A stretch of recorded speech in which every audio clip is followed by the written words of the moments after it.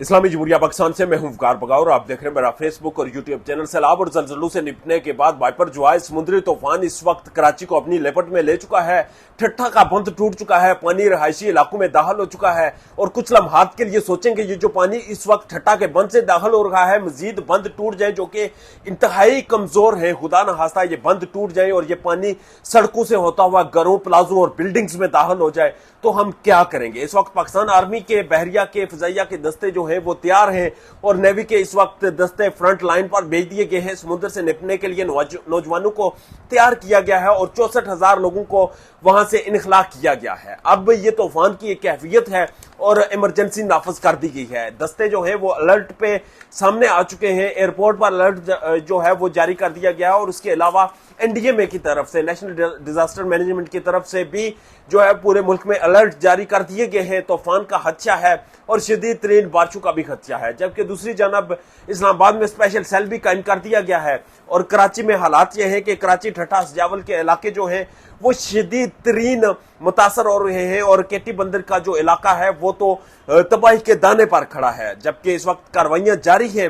बहरे अरब की तरफ से ये जो समुद्री तूफान दाखिल हुआ है इसने केटी बंदर और भारतीय गुजरात को शदीद मुतासर किया है। ये तूफान की एक अपडेट थी जो आपके सामने रखी। कुछ दिन पहले हमने जलजले से निपटा, अभी 2 दिन हुए हैं और भारतीय मकबूजा कश्मीर में उसका मरकज था और पाकिस्तान उसका शदीद तरीन जो है वो निशाना बना। अब ये तूफान और जलजलों से हटकर जरा बात करें तो बात इस चीज की करेंगे कि यहां पर हो क्या रहा है। खुदा की जात खुद कहती है कि जब तुम जमीन पर फसाद बर्पा करते हो, जब तुम जमीन पर इंसाफ नहीं कर पाते, जब तुम जमीन पर जुल्म ढहाते हो तो फिर अल्लाह की जात उस पर हरकत करती है। अल्लाह की जात उस चीज पर तुम लोगों को एहसास दिलाती है कि तुम क्या कर रहे हो, तुम्हारा जमीन पर मकसद क्या है और तुम ये जो फसाद फैला रहे हो, ये जो तुम्हारे हाथ में इंसाफ का एक तराजू दिया गया है, जो इसमें तुम यहां पर जोल कर रहे हो, यहां पर तुम जो है वो इंसाफ से काम नहीं ले रहे, जहां पर तुम डंडी मार रहे हो, वहां पर अल्लाह की जात तुम्हें अपना होने का एहसास दिलाती है। इस वक्त आप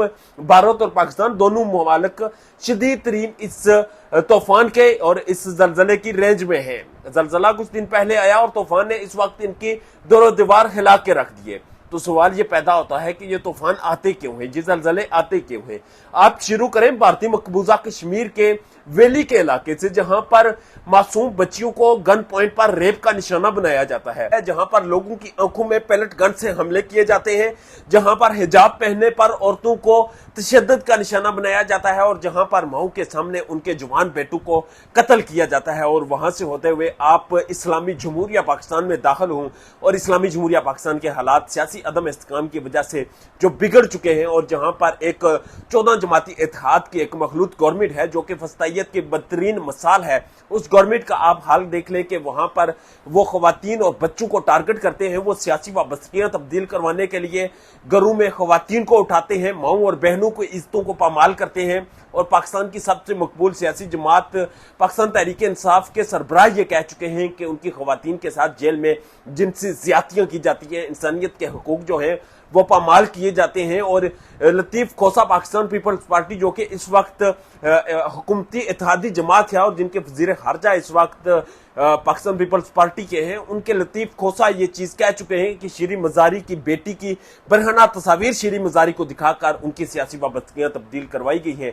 तो जब आपके मुल्क में इस हद तक बर्बरियत हो, जब आपके मुल्क में इस हद तक जुल्म हो और आपके मुल्क में इंसानी हकूक जो है वो कुचले जाते हों और आपके पड़ोसी मुल्क में भी बर्बरियत आपके बराबर की हो या आपसे 2 दर्जे बढ़कर हो, तो फिर समुद्री तूफान आते हैं, फिर जलजले आते हैं और फिर उनसे निपटने के लिए आपके पास कोई चारा नहीं होता। इस वक्त जो हालात बन चुके हैं, जिस कदर अजाब नाज़िल हो चुका है और जिस कदर हमें मुश्किलात देखने को मिल रही हैं, इनसे एक चीज ही वाज़ेह होती है और वो चीज सिर्फ और सिर्फ ये है कि आपकी तरफ से जो अल्लाह ताला ने आपको अख्तियार दिया है जमीन पर इंसाफ करने का, जमीन पर अमन बरकरार रखने का, आप उसमें फ्लॉप नजर आते हैं, आप उसमें फेल नजर आते हैं और आप वहां पर मुनाफकत करते हुए नजर आते हैं, जिसकी बुनियाद पर अल्लाह ताला की जात आपको एहसास दिलाती है कि मैं हूं और ये जो रस्सी है तुम लोगों की, ये मेरे हाथ में है, ये मैं कभी भी खींच सकता हूं। अपना और अपने चाहने वालों का ढेर ज्यादा ख्याल रखिएगा। इजाजत दीजिए, अल्लाह ने के पास।